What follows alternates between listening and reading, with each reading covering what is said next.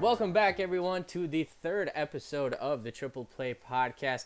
I am your host, Kevin, along with Adam here with me, and we are very excited to have our second guest of this young podcast's life. A very good friend of mine from the University of Massachusetts in Amherst. We welcome Brice McAllister. Bryce, thanks for being on with us, man. Hey, thanks for having me, man. Thanks for having me. Yeah, it's our pleasure. We might as well get right down to it. Bryce at UMass not only is a graduate student getting his master's in sport management, but he's also a member of the UMass football team. So Bryce, let's start there. Give us a little bit of a rundown on UMass football, how the season went, and how things are looking moving forward up there. Yeah, definitely. So the season we ended 4-8. Going into this season, we obviously had aspirations to make a bowl game, but it was hard. It's hard being in a not in the conference, being an independent team, and really only goal was really to get to a bowl game. But we had a pretty going into the season. We thought we'd have a really good chance of going to one. But it's football. You never know what could happen. We dealt with some injuries, some misfortunate with plays and stuff like that. So it was a fun season. But individually, I feel like I had a pretty successful season. I actually just looked at my stats the other day. I think I finished with 75 tackles, 3 picks. So it was a pretty good season for me individually, at least. Yeah, for sure. I was actually looking at your numbers today too, just to catch up, see how everything went. But I have to say, Yeah. only three interceptions. You started the season with 2. So what's I going on was there? gonna say that.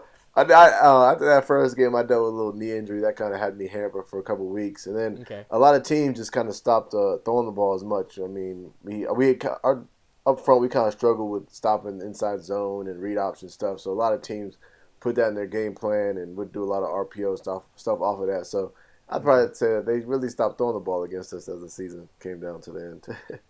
All right, fair enough. So they stopped throwing the ball. That's why. But I did see while I was looking up other numbers, I have to go back and check. It was either total offense or total defense, but UMass was in the top 50. I think they were sitting at like 41st. Do you know would have been offense or defense?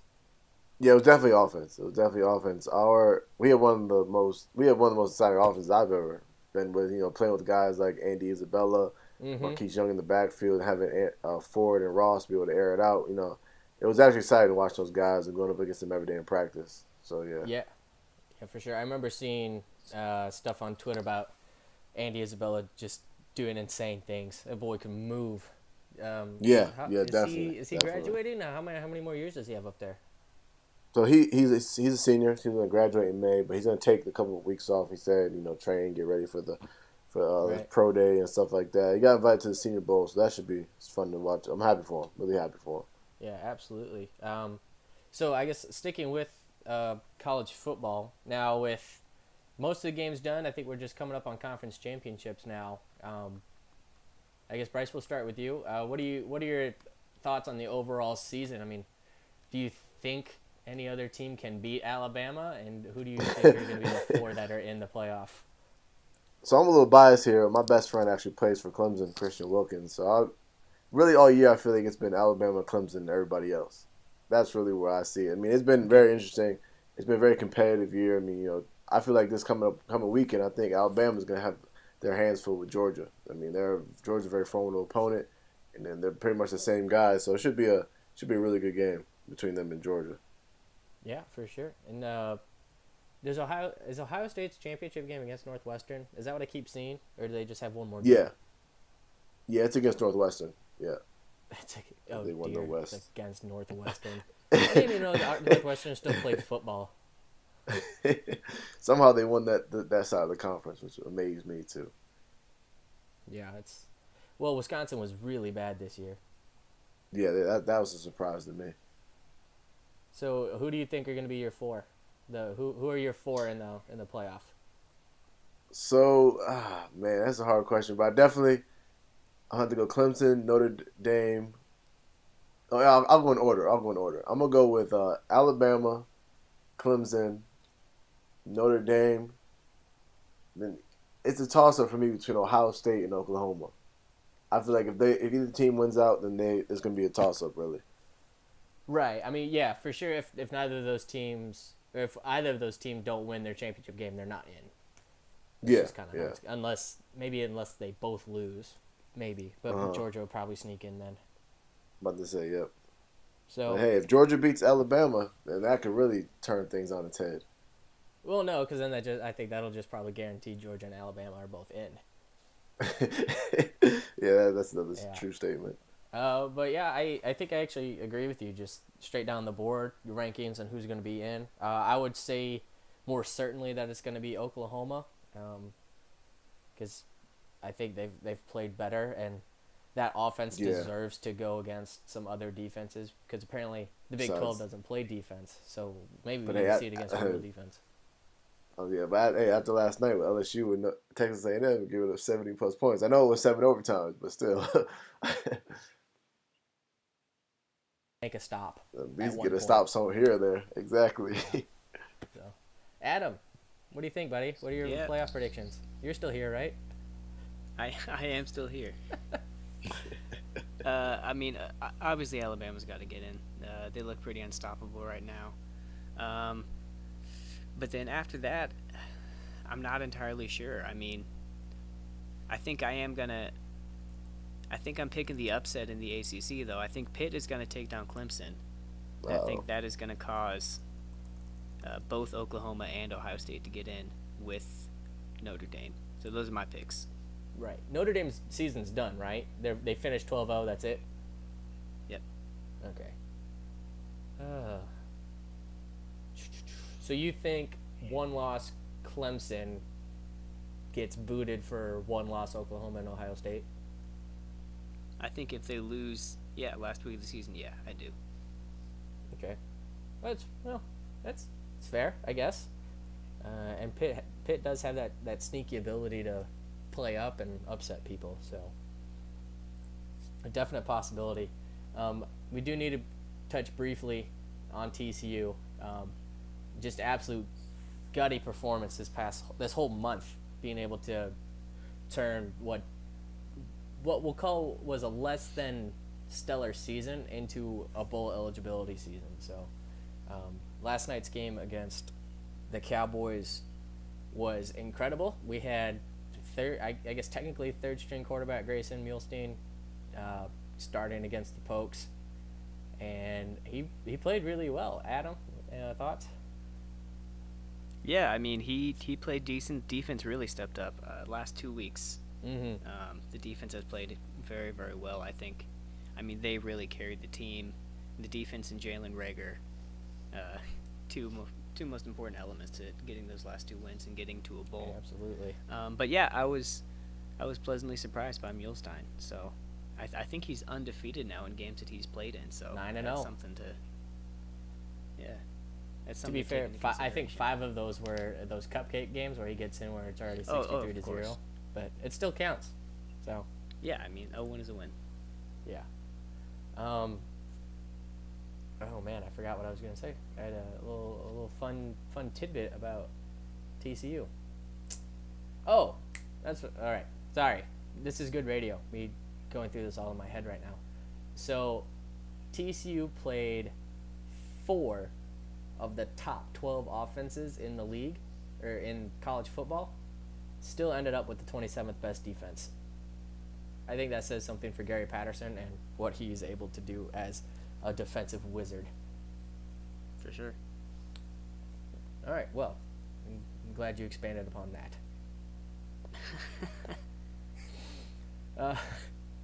So after that, oh dear, I lost my rundown. All right. So, since we were talking about Big 12, the NFL offenses. Bryce, we'll go back to you. Our NFL. What do you think about these NFL offenses that are starting to almost exclusively run out of the shotgun and able to put up massive points? I think it's interesting because you see guys like Patrick Mahomes and Jared Goff who are benefiting from that style and that system, and you see guys like Lamar Jackson who come into the league and they strictly only really run the read option with him. So it's interesting. I mean, it could be the future of the NFL, or it's hard when you got veterans guys like Tom Brady and Ben Roethlisberger who still are so adapt to those pro style offenses. Mm-hmm. What do you think it means for the game moving forward? I guess that these are still NFL caliber defenses. Yeah. Are defenses getting just like, are they just behind the times and not able to adapt quickly enough to the new style of offenses, or are these offenses just so designed to put up points that it doesn't matter how good the defense is, they're gonna give up a lot? Yeah, I feel like it's just the way the game is now. Like it's basically basketball on grass, and the game is called for the offense. Like we see a lot of penalties Right. thrown on defense for holding and stuff like that. So I feel like it's really just an offensive friendly game now. That's what's really come down to. Okay. Oh, I guess real quick on that, on the penalty note with defenses getting called more, uh, I definitely think like the targeting rules are a good thing. You got to protect people on their heads, but do you Yeah. think sometimes it gets a little overboard, like where like runners they'll drop their shoulders and their heads themselves and basically Uh huh. put their head in the way of contact as opposed to like their head getting hit? Do you think that's maybe a little maybe called a little too tight, or how do you think that's working out? Yeah, I think it's called a little too tight. I mean, it's football at the end of the day, but we see some hits where it's clearly okay that was targeting or that was a Mm-hmm. personal foul. But then sometimes we see the quarterback, I feel like, get overprotected in some cases, and even why aren't calls like when you see a receiver blindside a DB, like why isn't that called for a personal foul or anything? So I feel Mm-hmm. like everything is really focused on just protecting the offensive players these days. Yeah, that's fair. Adam, How do you? what? I have a question real quick for Oh, Bryce. Yeah. How do you think going forward that defenses are going to adjust to all of these high-powered offenses? Do you think that there has to be a change schematically or a change with the type of athletes that are put on defense? What do you think? Yeah, I definitely think it's gonna be a probably a personnel kind of change. Like we see a lot of defenses now playing with more DBs, playing with smaller and faster linebackers, and even faster DNs.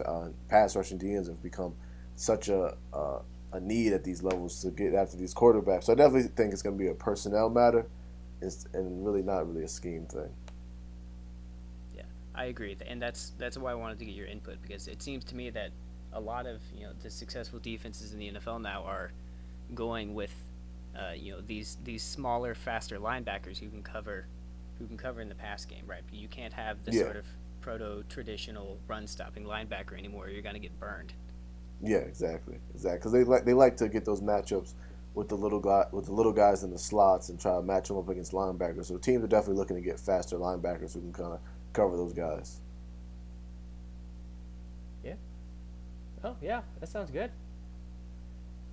Yeah, that reminds me. Like Ben Bandicoot at TCU. He's not a big guy, but he's first round draft material now because of how fast he is off the ball. So Yeah. it definitely helps. Um, Sticking on the NFL, and prolific scoring offenses. Uh, do you think Drew Brees is going to be able to win his first MVP, or has Patty Mahomes been just too electric to get caught? I think Drew Brees should get it. To be honest, I feel like he should have been got one years ago. But Mm-hmm. I think it's his turn. I mean, I feel like that they are the best team right now in the NFL. He's been putting up amazing numbers. So I feel like they should definitely give it to Drew Brees. Adam, you're a Chiefs Um, guy, I, so what do you think? I am. I'm Um, obviously a huge Chiefs homer, but uh, I mean, if you had asked me this question maybe 3 or 4 weeks ago, I would have said Mahomes, no question. But I think I've changed my mind.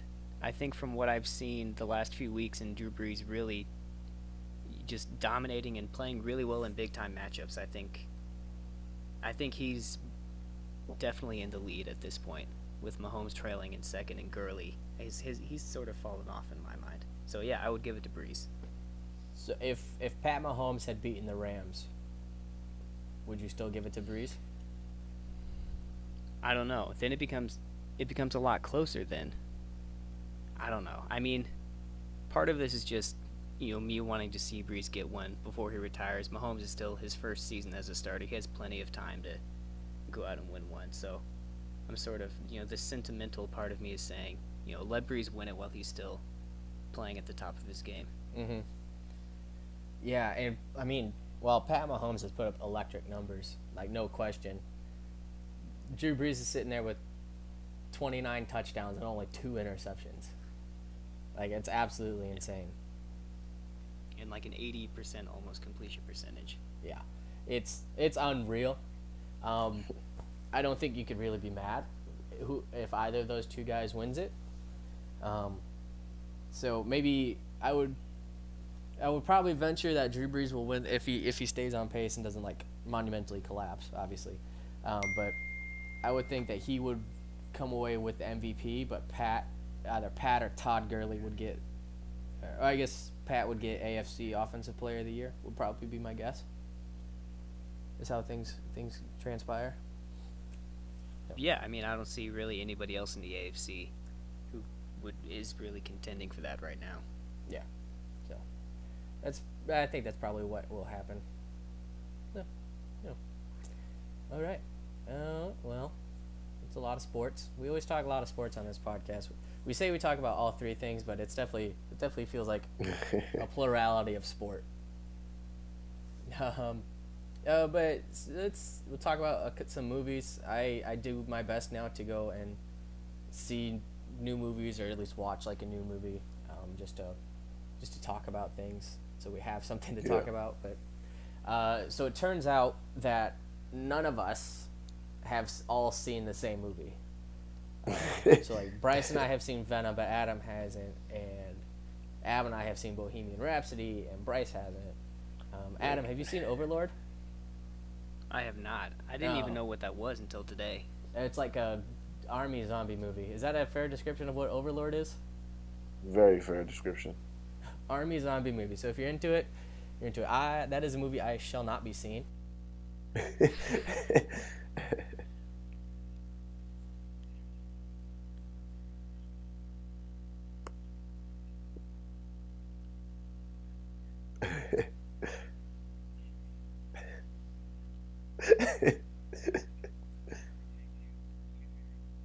Asian musicals.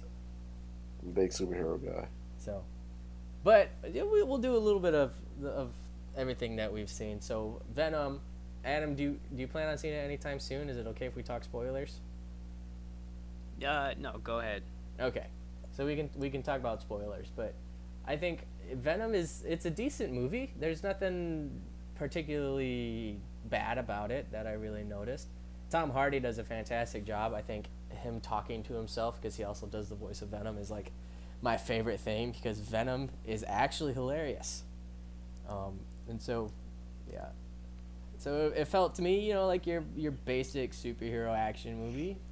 And there was nothing inherently wrong or bad about it. Bryce?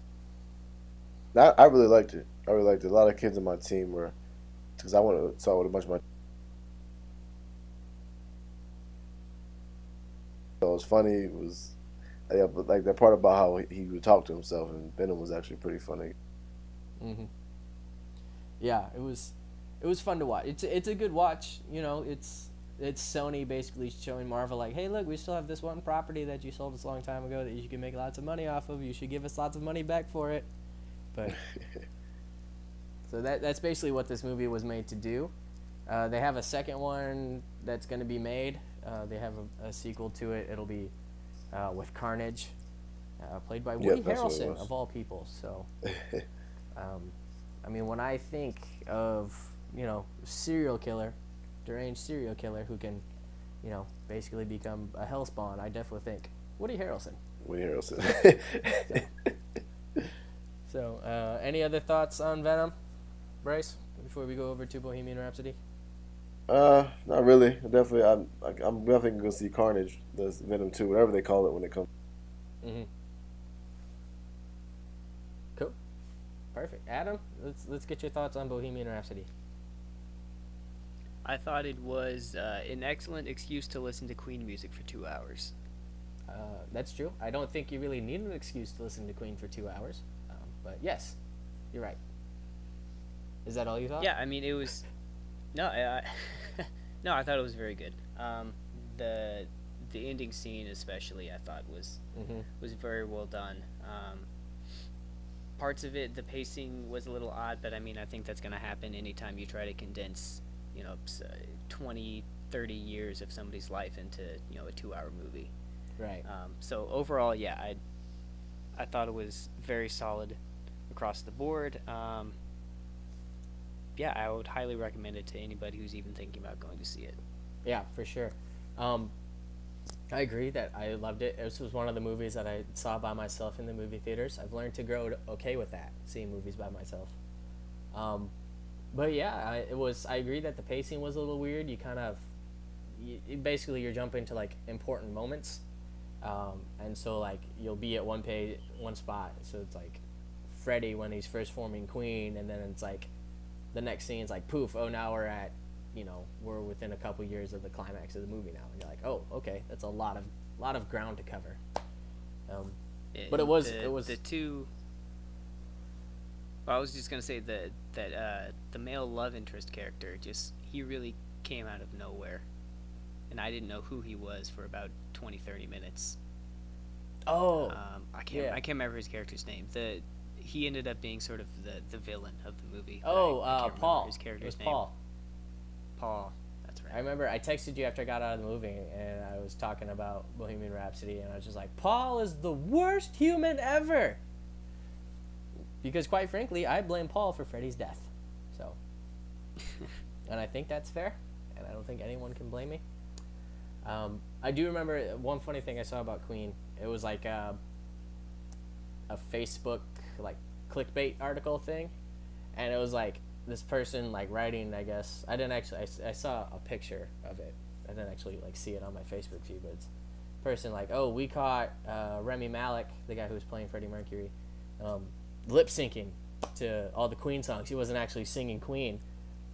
And the comment was like, well, yeah, do you expect him to try to imitate Freddie Mercury? Like, what are you doing? Like, it's going to blow your mind when, like, James Earl Jones isn't an actual lion. Yeah, no, you could tell right away that it was Freddie Mercury's voice they were using in all of the music, and I had no problem with that. I think I would have been upset if he had tried to imitate him. Yeah, it would have been a far less appealing movie, I think. And so I thought he did fine speaking as Freddy, and looking like Freddy, and so that's all he really needed to do. He didn't need to worry about the singing because that's a different type of voice. Like when they make a good Michael Jackson movie, I will expect them to just use his voice and not try and force someone to sing like Michael Jackson.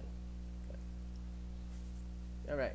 One last thing on movies, I guess, just so we have a little bit more. I'm going to read off a couple of the people who are voicing the characters. So Beyonce is Nala. Donald Glover Simba. Eric Andre is Ed the Hyena, which is a very important role. Like you said, Seth Rogen as Pumbaa. Keegan-Michael Key is Bonsai. Who's Bonsai? Is that one of the hyenas?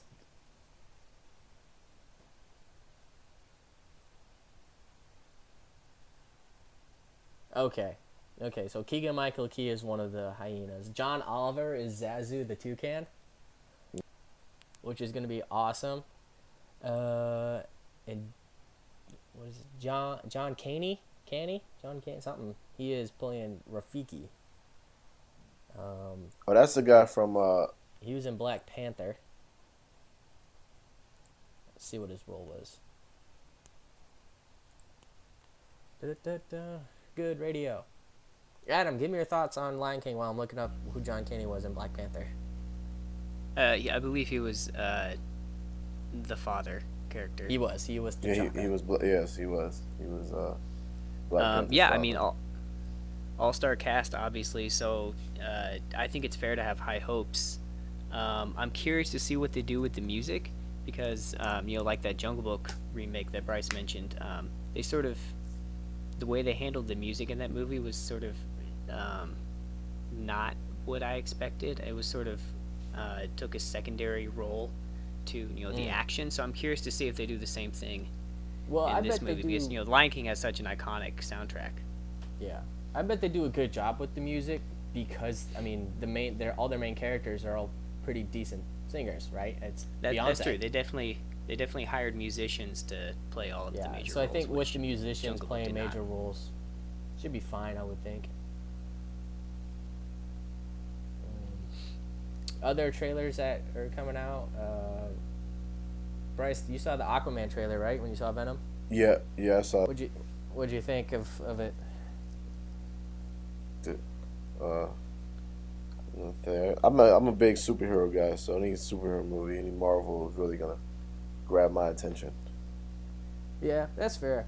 I want to like this movie. Like my soul tells me like you need to like this, like you need to see it and just like enjoy what you're gonna see, because Jason Momoa is so incredible. Just like at everything he does, like he can do no wrong. But DC has done such a hideous job of their live action movies that's like, you put yourself through this every time.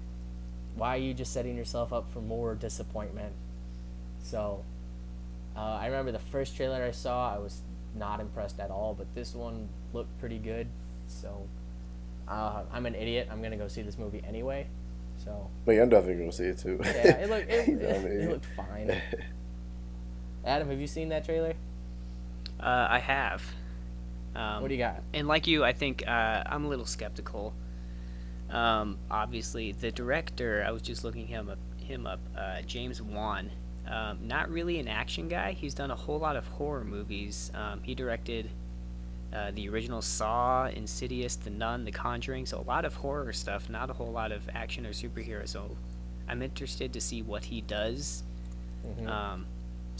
I don't know if he's going to try to bring that sort of vibe into the movie. I don't know. I'll probably see it, but I'm keeping my expectations fairly low. Yeah, that will be weird because I mean, like the original Aquaman, he's so bright and colorful, and then to have a horror director take over, that's weird. Yeah, I have no idea. They probably just can't I'm afford the directors curious. that Marvel has. And then finally, Creed 2 actually released already. So its opening weekend, it grossed $55 million in its opening weekend, which isn't bad.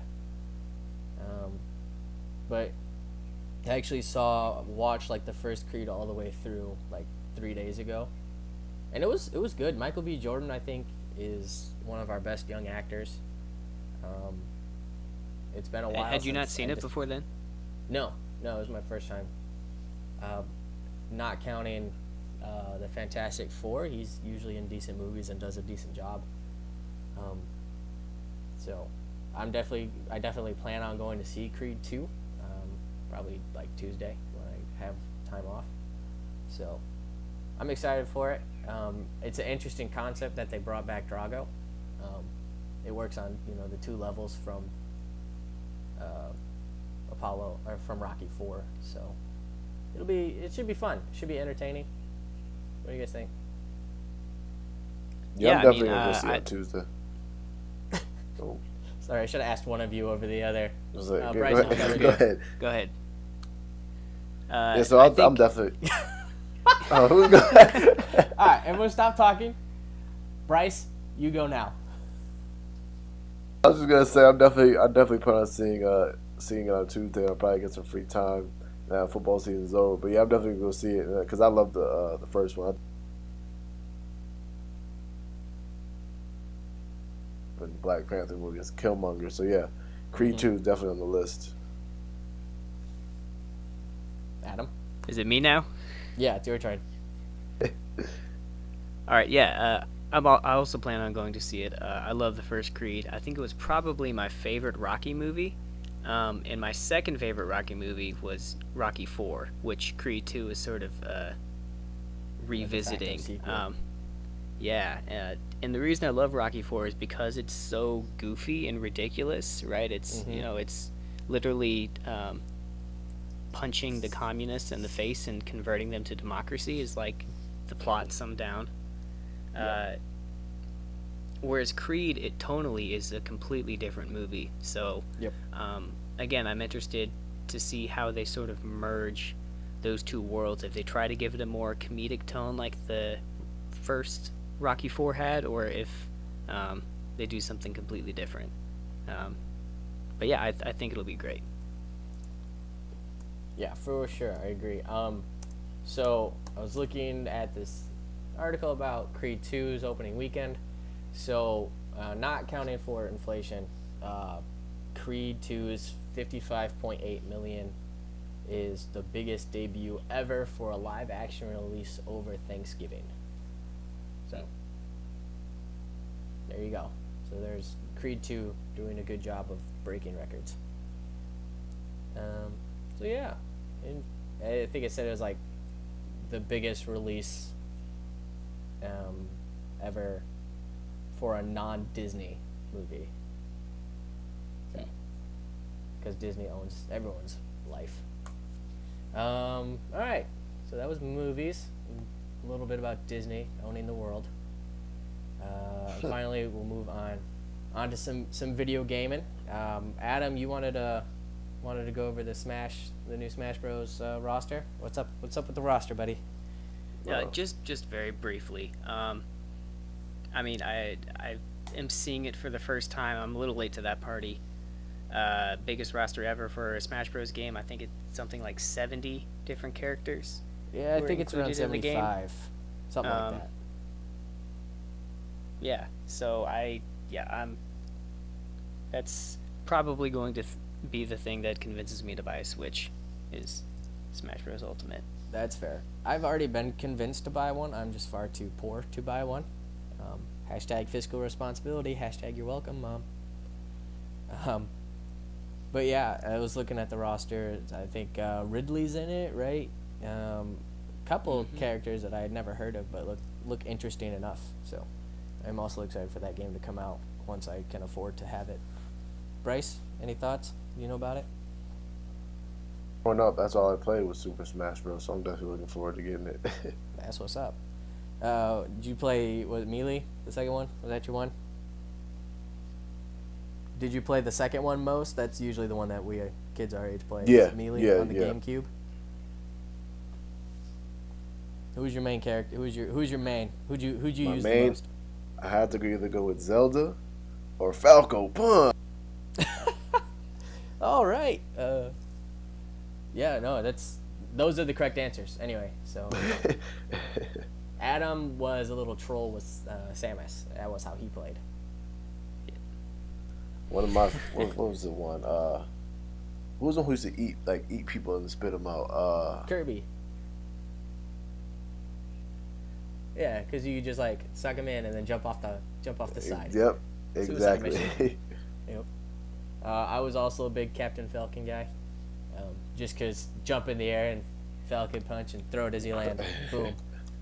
It was the most fun way to knock people out because they're not ready for it. They think they're out of range. They're not out of range. With Fox and just sit on the other side of the map and just shoot me. So it was just like, all right. That makes your brother a bad person. Just gonna put that out there. Is that your brother that's now a police officer? Yep, he's a correction officer now. Ah, so the gun thing that's from childhood. Yep. Like, oh, Fox yep. has a gun. It must have been. Bryce, what other games do you play? I know I've seen you playing Red Dead. What else do you play? I can't. Yeah, about to say that's my game right now. Besides, I really focus on, and then my roommates are big into Assassin's Creed. Okay. I've played all of those games. Actually, on my PlayStation right now, I have my TV turned away from me, but on my TV is Red Dead Redemption 2 right now. I was off hunting iguanas. Favorite games of all time right now. Yeah, it is so good. We've talked about this. Adam, is this now all 3 episodes that we've mentioned Red Dead? I think so. I think so. It's so good though, man. This game, I have noticed though, it's a cheap way for them to inflate their game time, that like without fast travel and you have to ride your horse everywhere and you have a 60,000 mile map. Yeah, that's the one thing that gets on my nerve is the horse. And that's the one thing I wish you could do without, but besides that, I love the game. Yeah. Like, I'm okay having to ride your horse 2 places, but I think it would have been fine if they're like, here, you can fast travel back to camp. I think that would have been fine. Yeah. Adam, have you finished the game yet? I think I'm close. I just started Chapter 6. I don't know how far Bryce is, so I don't want to spoil anything. Bryce, have you completed the game? I'm up to like I want to say chapter 6 or 7. I'm like 70% of the way through the game. Okay, well, chapter 6 is the final chapter before the epilogue begins. So Okay. that's where your camp's up in like Annisburg, right? Yeah, so we just...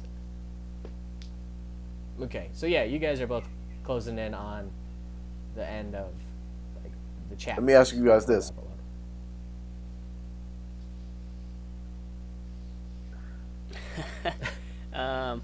Well, I mean, having played the first Red Dead, I know that he's sort of the main antagonist of that game. And you can really see, I think, what they've been doing with that character. I think it's really interesting the way he's transformed from the start of that game to the end. Mm-hmm. How he was sort of this nice, cheerful leader at the beginning of the game who everybody got along with and who always put the interest of the group ahead of anything else.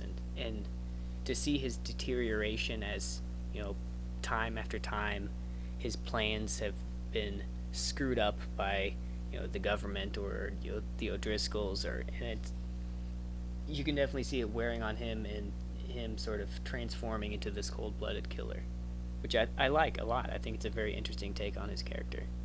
Mm-hmm. Yeah, I agree. Yeah, I know how the game itself, Red Dead Redemption 2, ends, but I think I like Dutch because I'm 1,000% positive that I would at least attempt to be Dutch if I lived in the 1880s. Just a smooth talker who just cons people into doing things. But yeah, I agree that like you can see his deterioration in front of you is really interesting. And actually, so I restarted, so I'm playing a new game basically, just going through everything again, focusing a lot more on hunting. So I think I've gotten like 8 or so of the 16 legendary animals. That bear is an absolute unit, by the way. If you haven't killed a legendary bear, holy cow. Yeah, it's like the actual like cutscene for him skinning the bear takes forever. So, but I was in the first camp, Horseshoe Overlook. And I was like walking back in to camp, and Dutch is sitting there, and he says, "You're going to betray me, Arthur, aren't you?" And I was like, "What?" He's like, "I can feel it in my bones." And you're like, all right, that's a thing that happens, I guess. And on the second playthrough, like you kind of pick up on those, like it's just like a little thing he says, like as you're walking through, like it could probably be triggered any time. Yeah. But you like pick up on those little things. There's so much detail in this game. It's ungodly. Like I would not honestly want to be on that team, like that development team. I feel like they probably got worked to the absolute bone. So. Bryce, have you played Assassin's Creed Odyssey and or God of War? I played Odyssey. Just like my roommate leave the room, I just grab the remote and start playing. I used to play the one that came with the Xbox when I first got it a couple years ago. I've always been a fan of Assassin's Creed. Kind of like those free roam games, kind of like that. Mm-hmm. What about God of War? Man, I can't believe that was March. It feels like a lifetime ago that game came out. I have not played God of War. Oh, are you an Xbox or PlayStation guy? Well, that explains why you haven't played God of War. That's a PlayStation exclusive. So, I've been thinking about making the Switch though. I would recommend it, just because the exclusives that come on the PS4 are so much better. Yeah, I've been thinking about it for Christmas. Yeah, like we got God of War, Spider-Man, The Show. The Show are the 2 games I'm wanting to play, but it's just like, man, if only Xbox. The Last of Us, if you like zombies. The Last of Us, yep. Another game I won't play, and Adam hates me for it. It's such a good game. It's such a good game. You need to play it. Yeah, I'm sure it is. So what do you guys think is going to win Game of the Year? Those are just some of the fantastic games that have come out this year, but there are other really good ones. What they are, I don't know. But those are like 3 big blockbuster games, I guess. Yeah, so those were the first 3 that came to my mind when I started thinking about this. I really think it's between Red Dead and God of War, in my opinion. As to who I think would win between those two, I'm not sure. I think I need to finish Red Dead first before I can really make that decision, but I would not be upset about either one because I think they're both fantastic games with great stories, great combat mechanics, and just very pleasant overall experiences. Yep. Yeah, I think that's fair. I would, having gone through both of them, I would say the story of Red Dead far surpasses the story of God of War. The God of War is fine, and it tells a really good story. But I think if you play Red Dead a certain way, the story that you get out of it, I think, is just, it's so beautiful and so well done that you just kind of can't help but love it and want to do it again. So, Bryce, any thoughts?